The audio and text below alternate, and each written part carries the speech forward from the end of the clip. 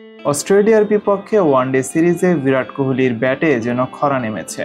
ক্যারিয়ারের প্রথমবারের মতো পরপর 2 ম্যাচে 0 রানে আউট হয়েছেন এই ভারতীয় সুপারস্টার। প্রথম ওয়ানডেতে মিচেল স্টার্কের বলে কোহলি ফিরেছিলেন কোনো রান না করেই, আর দ্বিতীয় ওয়ানডেতে নতুন বোলার জেভিয়ার বাটলেটের বলে 0 রানে ফিরে যান। ফলে এই সিরিজে এখন পর্যন্ত বিরাট কোহলি একটিও রান করতে পারেননি। কোহলির ব্যাটিংয়ে ছিল ধারহীনতা, তার শট নির্বাচনে আত্মবিশ্বাসের ঘাটতি ছিল স্পষ্ট। অস্ট্রেলীয় বোলারদের নিয়ন্ত্রিত আক্রমণে তিনি পুরোপুরি আটকে যান আর ব্যর্থ হন দলের হয়ে জ্বলে উঠতে। এটি হয়তো অস্ট্রেলিয়ায় কোহলির শেষ ওয়ানডে সফর। কোহলির এমন ব্যর্থতা ভালোভাবে নেয়নি ভারতীয় সমর্থকরা।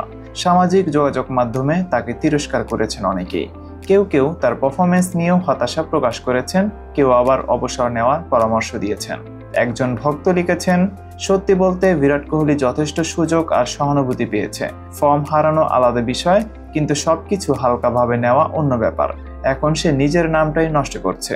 আরেকজন মন্তব্য করেছেন, বিরাট কোহলি, এখন ক্রিকেট তোমার জন্য নয়, দয়া করে অবসর নাও, পরিবারের সঙ্গে সময় কাটাও, তরুণদের সুযোগ দাও, আর পরিবার নিয়ে সময় না পাওয়ার অভিযোগ বন্ধ করো।